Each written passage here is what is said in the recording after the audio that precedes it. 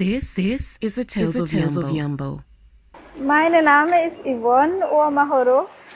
Ich komme aus Rwanda und ich bin Zahnärztin.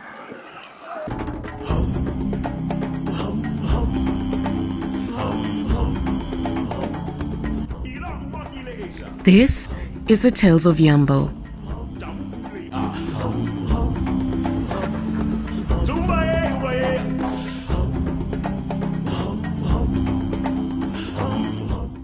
Hope you're doing okay. Hope you had a lovely Easter. And if you aren't doing okay, just remember it's always darkest before dawn. And no particular situation is there to last forever. So it's going to get okay at some point. Today, I have wonderful things in store for you. One, I'm going to be telling you what I have been up to. Two, I'm going to tell you about two amazing events happening in Frankfurt on the 1st of June, so please mark your calendars. And three, oh my God, I have a wonderful guest for you today. She's amazing, she's beautiful, she's smart, she's creative. This is something you don't want to miss. I am Yvonne Uwamahoro, and this is the Tales of Yambo. From a very young age, I loved writing. So this year, when I was given a chance to share the stuff I have written to the public, I was overjoyed.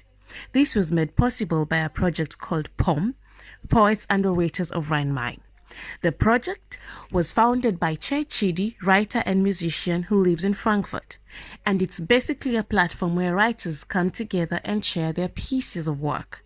I not only got a chance to read out my short stories to the audience, but also got a chance to hear other great pieces of art from other authors.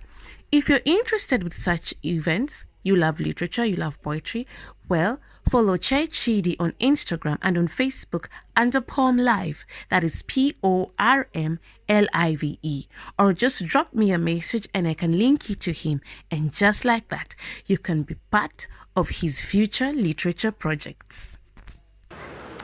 As promised, I'm going to tell you about two great events that will be happening on the 1st of June in Frankfurt. The first one is the Kenyan Cultural Day, organized by Rafiki Zamani Ifao. It is a daytime family event that's going to have a lot of stuff happening on stage. We're going to have great musicians, fashion shows, acrobatic acts, and much more on stage. There'll be a great children's program, Kenyan food, and a lot of stalls where exhibitionists will be showcasing their products. That is something you don't want to miss. And they also have an after party where they're going to have a Kenyan artist called Mike Rower, who's really going to dazzle the audience with his music expertise. That's event number one. Event number two, as we know, Cameroon has a record of having a great performance in terms of football. On the 1st of June, the country is going to surprise us with its expertise in basketball. It's going to start with a basketball tournament during the day where participants get to choose which teams they are going to participate in, and the teams are Team Douala or Team Yaoundé. Why these two teams? I don't know. You have to participate to find out. And on top of that, courtesy of Ebony Event Frankfurt, 4 great DJs will take us back in the days with the greatest old school hits. Don't miss. On the 1st of June, these are two events that you can take part in. I hope to see you in one or the other event. And for more information, just check the details on this video.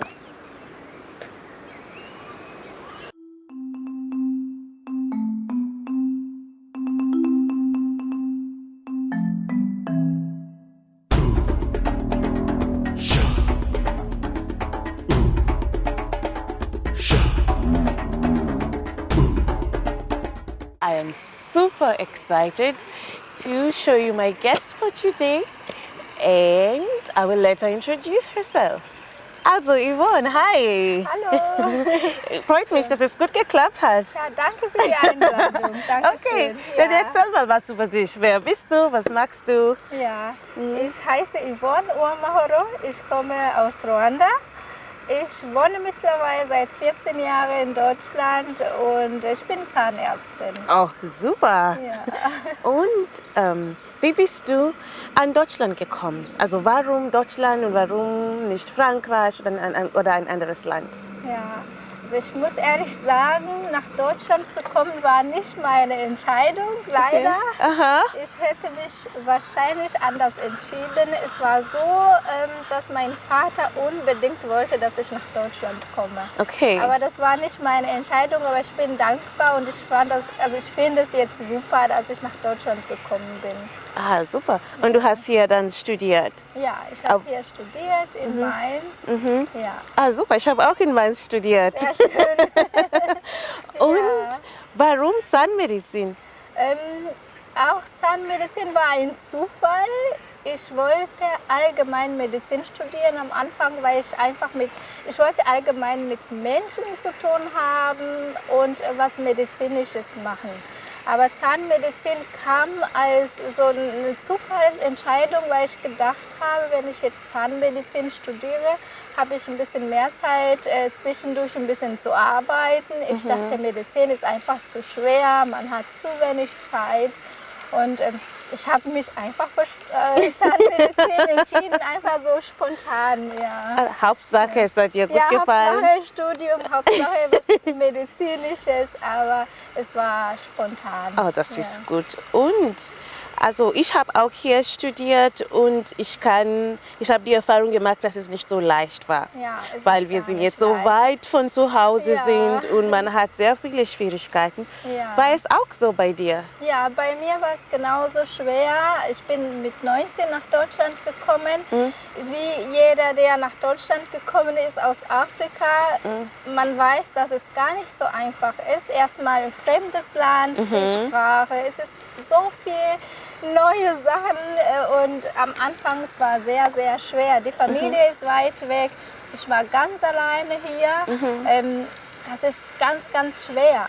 Und allgemein auch alles kostet Geld, egal ob die und das Studium Zahnmedizin hat auch ein bisschen Geld gekostet. Das war gar nicht so einfach, so allgemein alles, das war schwer. Und, also du hast gesagt, es hat ein bisschen Geld gekostet. Und ich weiß, dass ein von unseren größten Problemen ist einfach der finanzielle Aspekt. Ja. Wie hast du das geschafft, dein Studium zu finanzieren? Es war wirklich sehr hart. Ich habe Gott sei Dank ein bisschen Unterstützung gehabt von Anfang an von meiner Familie. Und später habe ich auch von Freunden, also Bekannte, habe ich auch immer wieder ein bisschen Unterstützung bekommen. Aber ich musste trotzdem ganz, ganz viel arbeiten. Ich habe wirklich gearbeitet und dann am nächsten Tag musste ich zur Uni und es war so hart. Man hat kaum geschlafen und man hat gearbeitet und gelernt. Das war schon eine sehr harte Zeit. Das kann ich sehr gut nachvollziehen. Ja. Und eigentlich, was schade ist, also die Leute können sich nicht vorstellen, was für Druck wir haben. Ja, und viele schaffen es nicht bis zu Ende. Und das verstehe ich, es ist unheimlich schwer. Ja, man muss kämpfen. Wie bist du dann damit gegangen? Also damit umgegangen? Also man weiß ja, es ist hart, aber welche Tipps kannst du vielleicht jemandem geben? Also ich muss ehrlich sagen, wenn man ein Ziel hat und man kämpft, das schafft man irgendwie. Ich habe sehr viel gekämpft, außer dass das Studium sowieso schon sehr schwer war und ich ganz alleine hier in Deutschland war. Ich hatte auch ganz viele Schicksalsschläge, sage ich mal, und was mir auch das Leben oder das Studium sehr, sehr schwer gemacht hat. Also ich habe ganz viel im Studium sehr viel erlebt. Zwischendurch habe ich meine Eltern verloren. Mein Vater ist gestorben, meine Mutter ist gestorben. Ich habe zwischendurch Pause gemacht, weil es einfach irgendwann zu viel war. Aber trotzdem, ich habe immer gesagt, entweder bin ich zu schwach und ich gebe auf oder ich bleibe stark und ich mache weiter. Und ich habe mich entschieden, stark zu bleiben und dann weiterzumachen und es hat geklappt.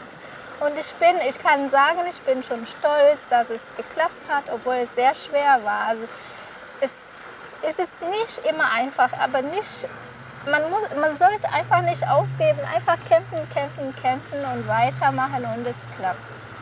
Oh, erstmal voll Respekt. Also was du alles durchgemacht hast, das ist Hut ab. Also Du darfst eigentlich sehr stolz auf dich sein. Ich bin sehr Ja? stolz. Oh Gott, warum haben wir... Zu meiner nächsten Frage. Ja. Du hattest bestimmt ein paar Hobbys, ein paar Interessen, die dir ganz nah am Herzen liegen. Ja. Hast du irgendwelche Hobbys und Interessen? Ja, ich habe zwischendurch im Studium, wenn ich ein bisschen Zeit hatte, habe ich mich so für ganz viele Sachen interessiert. Ich habe zum Beispiel komischerweise ganz viel Misswahlen mitgemacht, weil es mir einfach Spaß gemacht hat. Und ich habe Gott sei Dank auch immer wieder gewonnen. Ja. Oh mein Gott! Ja. Und ich muss ehrlich sagen, das hat mir auch ein bisschen geholfen, so ein bisschen selbstbewusster zu sein, weil ich immer sehr schüchtern war. Also ich war immer sehr schüchtern und ich bin ein bisschen mehr selbstbewusst geworden. Was ist denn Misswahl? Das sind einfach nur Schönheitswettbewerbe. Das war einfach so aus Spaß. Ich habe mitgemacht, das hat mir Spaß gemacht. Sonst liebe ich Reisen und ja, sowas unternehmen. Einfach ganz normal Hobbys. Ich mache nichts Besonderes. Ach, das ist ein interessantes Leben. Und jetzt habe ich herausgefunden, dass du in 2016 eine sehr wichtige Auszeichnung bekommen hast. Kannst du uns sagen, was das war? Ja, das stimmt. Ich habe in 2016 einen African Youth Education Award bekommen. Und damals wurde junge Leute afrikanischer Herkunft in Deutschland ausgezeichnet, die, sage ich mal, was erreicht haben. Es ging um Education, um Studium allgemein oder Ausbildung in Deutschland. Da haben wir dann eine Auszeichnung bekommen, dass wir sozusagen so ein bisschen Vorbildfunktion haben für ganz viele junge Leute hier in Deutschland. Ja. Oh, Gratulation von mir, das ist bestimmt sehr gut. Ja. Und in 2018 hast du noch was da am Laufen gehabt, oder? Und ja, 2018 habe ich auch ich komme aus Rwanda und wir haben keine so große Community hier in Deutschland, aber wir haben eine sehr aktive Diaspora. Ich weiß nicht, ob das in Deutschland so heißt. Ja. Deutsch. Und ich habe dann von der ruandischen Community auch so eine Auszeichnung gehabt, also bekommen, dass ich natürlich so was wie ein Vorbild bin für ganz viele junge Leute hier in Deutschland. Ich glaube, junge afrikanische Leute. Ich glaube, das ganze Rwanda ist sehr stolz auf dich. Also echt. Du hoffst? Ich glaube schon. Ich glaube schon. Als jemand uns zuschaut und hat Interesse, Zahnmedizin zu studieren, was würdest du denn sagen? Welche Voraussetzungen braucht man, um Zahnmedizin hier zu studieren? Ja. Die wichtigste Voraussetzung, man muss auf jeden Fall ein Abitur haben und eine gute Note. In Deutschland ist es zwar ein bisschen anders, wenn man eine ausländische Ausbildung gemacht hat oder ausländische Abitur gemacht hat, aber die Noten sind so zwischen 1 und 2,5. Und man muss eine deutsche Prüfung, Sprachprüfung machen, weil wir halt in unserer Länder keine Deutsch sprechen. Dann musste man hier in Deutschland auf jeden Fall Sprachschule machen und dann eine Sprachprüfung machen. Es gibt bestimmte Länder, wo das Abitur gar nicht hier in Deutschland anerkannt ist. Und dann musste man einen Vorbereitungskurs besuchen, das nennt man Studienkolleg. Und danach darf man dann auch mit dem Studium anfangen. Also es ist gar nicht so sehr einfach. Also erstmal die Sprache lernen, erstmal die schulische Ausbildung, das Abitur schaffen. Und dann halt die Vorbereitung hier in Deutschland. Ja. Aha, okay. Ja. Und ich will über diesen Schönheitswettbewerb nochmal zurückkommen. Ja. Es gibt viele Mädchen da draußen, die vielleicht das machen wollen und sie trauen sich nicht wirklich, das zu machen, weil es gibt immer diese Vorschriften, die eine schöne Frau beschreiben. Und wir wissen, es gibt keine konkrete Definition für eine schöne Frau. Ja. Was würdest du diesen Mädels sagen, damit sie sich trauen, das zu machen? Ja. Ich würde sagen, es gibt man kann nicht sagen, Schönheit ist so oder so. Jeder Mensch ist schön, jeder auf eine andere Art und Weise. Also es gibt jetzt, man kann nicht sagen, so Schönheit ist so oder so. Es gibt, ja, jeder sieht das halt ein bisschen anders. Deshalb niemals denken, dass man nicht schön oder hübsch genug ist. Weil wir sind alle schön, aber halt ein bisschen anders. Jeder ist ein bisschen anders, aber schön. Ja. Deshalb einfach sich trauen und ja. Und einfach machen. Ja, einfach machen. Das ist toll. Also, ich habe wirklich sehr viel von dir gelernt. Das freut mich. Und das hat nochmal bestätigt, dass das Leben ist nicht immer leicht, dass wir immer Schwierigkeiten haben, aber man muss einfach Ziel im Augen haben. Und ich finde, dass du dein Leben so verschiedene Sachen gemacht hast. Du hast den Studiumteil, du hast dich nicht vergessen. Du hast deine Interesse, deine Hobbys verfolgt und das finde ich toll. Und ich glaube, jeder Mensch soll das machen, weil jeder Mensch hat was Besonderes. Ja, das stimmt. Jeder Mensch hat was Besonderes und wenn etwas Spaß macht, einfach machen. Einfach mal, okay. Das Leben ist sowieso schon schwer genug und wenn wir was finden, was uns mindestens Spaß machen, sollten wir machen. Also ich lebe so, wenn mir was Spaß macht, ich mache das und ich bin glücklich. Dann hast du irgendwelche letzte Worte für unsere Zuschauer? Ja, also was ich jetzt sagen kann, ich möchte junge Leute, ganz besonders die nächste Generation auf jeden Fall Mut machen. Ich möchte ganz viele junge Leute, ganz viele afrikanische Leute hier in Deutschland vor allem auch wirklich inspirieren und motivieren, etwas zu erreichen. Wir Afrikaner hier in Deutschland, wir haben, ich sage mal, 150 Jahre Migrationsgeschichte hier in Deutschland. Wir sind so lange hier in Deutschland, aber ich finde es immer noch schade, dass wir nicht überall vertreten sind. Es fehlen ganz viele Vorbilder für die ganzen jungen Leute. Wir brauchen Vorbilder. Wenn es um Musik geht oder um Sport, wir sind Afrikaner ganz oben. Aber wenn es um andere Vorbilder in Medizin, Politiker, Anwälte, Lehrer, da sind wir gar nicht vertreten und das finde ich schade. Wir sind ja gar nicht dumm, wir können was, aber wir trauen uns wahrscheinlich das gar nicht und das ist wirklich traurig. Ich möchte ganze junge Leute, also viele junge Leute motivieren, etwas zu machen, einfach habt Vertrauen, einfach machen, das klappt, einfach machen. Dankeschön, das war echt super. Danke und ich möchte dir danken, wirklich. Ich finde deine Plattform super, dass du uns eine Stimme gibst, dass wir unsere Geschichte erzählen können. Ich weiß nicht, wer sich dieses Interview angucken wird, aber vielleicht kann meine Geschichte jemand helfen und die Leute vielleicht, die Zweifeln haben und dann denken, ich schaffe das nicht, das ist zu schwer, das ist alles zu hart. Aber wenn die andere Geschichte hören, die Leute, die das gar nicht so einfacher hatten, aber trotzdem was geschafft haben, das finde ich super, so eine Plattform zu haben. Danke schön. Dass wir was erzählen und dass viele Leute unsere Geschichte hören und ja, super. Mut. Dankeschön. Das gibt mir Kraft, weiterzumachen. Ja, also es war eine Ehre. Und ich wünsche dir viel, viel Spaß für deinen weiteren Weg. Und bleib genau wie du bist. Du bist schön, du hast eine positive Ausstrahlung. Mach weiter so. Und vielleicht sehen wir uns wieder mal. Ja, ich hoffe es. Okay. Ja. Well, there you have it. We had a wonderful guest, Yvonne, and I hope you had as much fun as I did listening to her story, and I hope it has spoken to any one of you.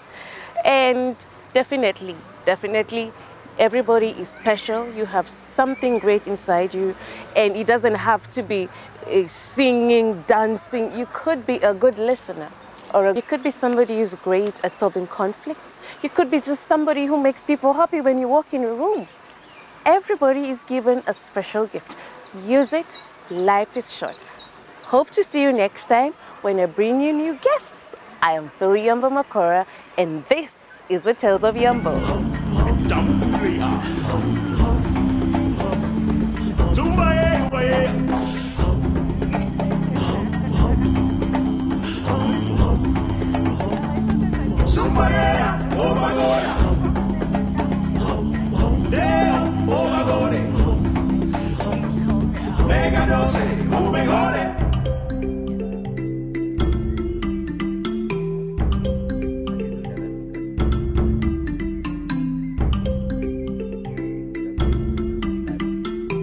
This is the Tales of Yumbo.